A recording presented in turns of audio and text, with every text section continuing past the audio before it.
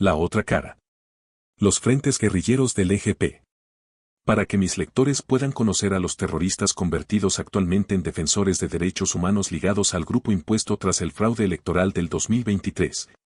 Es muy importante conocer cómo se planificó la ofensiva terrorista con intención de tomar el poder local de las poblaciones del altiplano guatemalteco y se intentó someterlas a sangre y fuego. Miles de guatemaltecos fueron asesinados tras esta perversa planificación. Los tres frentes terroristas más antiguos se estructuraron a partir de 1975. Para 1976 ya se había fundado uno nuevo en la zona selvática de Huehuetenango, denominado Frente Ernesto Guevara. En 1978 el autodenominado Ejército Guerrillero de los Pobres, EGP, enlazó sus acciones a las Fuerzas Armadas Rebeldes, FARC, y al Partido Comunista PGTND, núcleo de dirección, conformando la tripartita operativa entre los tres grupos armados.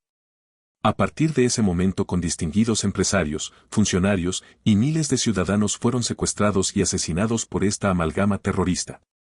En 1979 el EGP, la mayor y más sanguinaria de dichas organizaciones, ya estaba implantado en diferentes regiones de nuestro país con zonas de control y una proyección para la conformación de un total de 8 frentes guerrilleros. Su estrategia operativa. Al analizar a los integrantes de la Dirección Nacional del EGP se puede concluir que Mario Pallera Solares, Roque/Benedicto, fue el único que manejó con propiedad los principios de la guerra, la estrategia y la táctica. Como parte de su formación estudió en la Universidad de Leipzig en Alemania Oriental y como responsable militar de varios frentes guerrilleros intentó desentrañar la estrategia del ejército de Guatemala. Según su opinión, lo que el ejército hizo fue impedir que se produjera lo que el EGP pretendía, pues sus analistas de inteligencia tenían el cuadro perfectamente claro. Sabían que el objetivo fundamental del enemigo terrorista era dispersar sus fuerzas y desde esa lógica lo fundamental estratégicamente fue golpear a la guerrilla urbana para desarticular los denominados reductos guerrilleros o casas de seguridad y de esta forma interrumpir el trabajo logístico y simultáneamente les arrebató las armas de largo alcance que habían logrado introducir al país, dejando a la guerrilla solamente con las armas de infantería que tenían en mano sus unidades operativas y sus fuerzas irregulares locales FIL. Además el EGP comprometió en forma deliberada a grandes grupos de indígenas y luego los abandonó a su suerte al ordenar la fuga de sus unidades militares permanentes hacia México y llevar a la fuerza a grandes cantidades de población organizada para usarlos como refugiados y asentar como comunidades de población en resistencia CPR a los que estaban lejos de la frontera. Miles de campesinos obligados a este desplazamiento forzoso fallecieron por enfermedades, hambre y frío. Y actualmente son presentados por Ricardo Falla Sánchez y la DN del EGP como supuestas víctimas del Estado en casos montados en contra de veteranos militares mediante jueces ad hoc en tribunales de fuero especial, inconstitucionales, denominados de mayor riesgo. En el momento cúspide del enfrentamiento se hicieron visibles sanguinarios dirigentes del EGP como Camilo, seudónimo utilizado por Carlos Enrique López Alvarado, comandante del Frente Guerrillero Augusto César Sandino, que produjo miles de asesinatos en Chimaltenango, Sololá, Totonicapán y el sur del Quiché. López Alvarado es padre de Juan Francisco Solórzano Foppa, ex superintendente de la SAT impuesto por Todd Robinson y USAID, y fue pareja de Silvia Solórzano Foppa, comandante Rita, su segunda de a bordo y madre de Juan Francisco.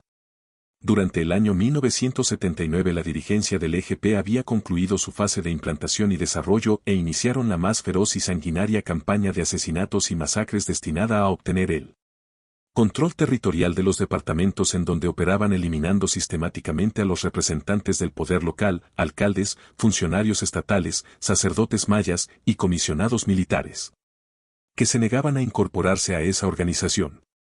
La destrucción de infraestructura, edificios municipales, puentes, registros civiles, convoys de la Dirección General de Caminos, comisarías y subestaciones de PM, gasolineras, torres de conducción eléctrica, etc. fue parte de la estrategia destinada a imponer a sangre y fuego su control territorial y poblacional.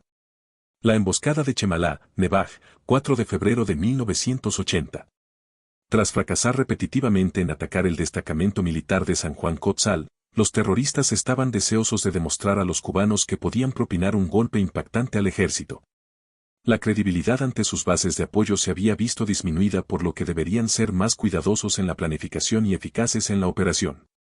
Durante meses hicieron inteligencia sobre todo movimiento del ejército en el Triángulo Ixil mediante espías vestidos de civil, recorriendo las rutas y caminos principales con la finalidad de encontrar lugares adecuados para emboscadas. Luego de cierto tiempo, la información del área de Nevaj era más fiable que la enviada de otros lugares y decidieron centrarse en esa opción. Disponían de 80 terroristas del Frente Guerrillero Ho Chi Minh y más de 180 FIL experimentados. La información indicaba que aproximadamente cada 8 o 10 días provenientes de la base de patrullas ubicada cerca de Nevaj salían 2 camiones con 20 o 30 elementos de tropa a cortar leña hacia el área cercana a la localidad de Semal. El área era boscosa y quebrada y facilitaba las condiciones para una emboscada. Los camiones disponían de 2 rutas de terracería para dirigirse a este lugar. Colocaron 2 puestos de vigilancia para establecer los puntos más adecuados para efectuar el ataque y tomada la decisión el agrupamiento guerrillero se movió hacia un campamento de paso ubicado a 2 kilómetros del área seleccionada, estableciendo otro campamento para ser utilizado como punto de reorganización luego de finalizada la acción. Los capitanes Camilo, Morazán y Chus fueron los encargados de efectuar las coordinaciones con las FIL que se sumaron para realizar la emboscada. Estos 180 terroristas se sumaron el 4 de febrero por la mañana y una de las 2 patrullas de vigilancia dio aviso que habían pasado los 2 camiones militares. Todos se movieron a los lugares asignados. A la 1 de la tarde escucharon el rugir del motor de los camiones que se aproximaban al área de la emboscada y esperaron que se aproximaran. El primer camión ingresó de lleno en el área de muerte. Los soldados iban sentados sobre la leña y como el área era peligrosa el segundo camión que marchaba 50 metros detrás detuvo su marcha dando tiempo a que el primero saliera de la curva que se encontraba en una pendiente. Un disparo fue la señal de ataque. El fuego de los fusiles G3, M16 y ametralladoras M60 se dirigió hacia ambos vehículos y sus ocupantes. Algunos soldados lograron tirarse de los camiones y buscar abrigo para contestar el fuego. El combate se generalizó y los gritos de los terroristas que llamaban a rendirse a la tropa eran contestados con fuego de fusilería. Durante el tiempo que duró la emboscada un par de soldados heridos lograron dirigirse a la base de patrullas de Nevaj, distante aproximadamente 8 kilómetros para dar aviso. Insistentemente los terroristas intentaron tomar por asalto ambos camiones siendo repelidos por los soldados y su comandante subteniente Leónidas Franco Sagastume, quien arengaba a sus subalternos a morir combatiendo, sabiendo que la mayoría se encontraban heridos. El subteniente Franco herido de gravedad contestaba el fuego hasta que agotó sus municiones y tomó algunas tolvas de los soldados fallecidos refugiándose debajo del primer camión y continuó combatiendo. Sabiendo que ya solo el que daba con vida mantuvo a raya a los terroristas y cuando agotó nuevamente las municiones de fusil hizo uso de su pistola .45 mm hasta que falleció. Antes de expirar metió dentro de su uniforme 3 tolvas de fusil escondiéndolas para que no fueran robadas, sabiendo que estaba por ingresar al altar de los héroes. Los soldados que habían escapado heridos informaron en la base de patrullaje sobre lo sucedido y varias patrullas salieron hacia el lugar a sabiendas que seguramente encontrarían grupos de contención de los terroristas que estaban aún en el área de la emboscada. La base de patrullas informó a la comandancia de la zona militar de Huehuetenango desde donde el comandante coronel Rodolfo Lobo Zamora y el segundo comandante coronel Jorge Mario Morales Díaz dirigían operativos realizados en Playa Grande Izcán en donde habían destruido 2 campamentos terroristas. Sabiendo que a sus patrullas retornaban a bordo de aviones Arabá luego de finalizada la operación, dispusieron reaprovisionarlos de municiones y raciones y moverlos en los mismos aviones hacia la pista de aviación de Nevaj para retomar el control del área. Cuando los aviones se aproximaron a la pista grupos terroristas se encontraban en uno de los extremos de esta por lo que a muy baja velocidad tocaron tierra y sin detener la marcha desembarcaron al personal. Un avión a la vez, efectuando las patrullas un rápido descenso mientras las otras naves brindaban apoyo cercano orbitando sobre la pista. Las patrullas luego de ser reorganizadas tuvieron contacto con los terroristas que se batían en retirada infligiéndoles numerosas bajas y la persecución se prolongó hasta caída la noche. Al reagruparse las patrullas de apoyo en el área de la emboscada encontraron un cuadro dantesco.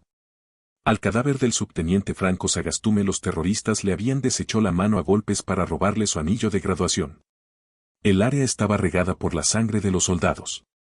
A varios de ellos en forma sádica les fue arrancada con arma blanca la cubierta facial y a otros más el cuero cabelludo, acción cobarde generalizada por los terroristas, uno de ellos el capitán Peter, seudónimo de Juan Tuyuk, hermano de Rosalina Tuyuk también integrante del EGP ahora convertida en defensora de derechos humanos.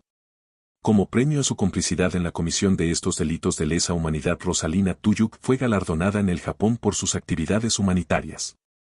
Las bajas en combate de esta unidad orgánica de la Zona Militar General Aguilar Santa María, agregada como apoyo a las operaciones de la Zona Militar Mariscal Gregorio Solares de Huehuetenango, fueron: el subteniente Leónidas Franco Sagastume, 2 especialistas, 2 policías militares ambulantes y 12 soldados fallecidos. El resto de la tropa, 13 en total, resultaron gravemente heridos. Continuará.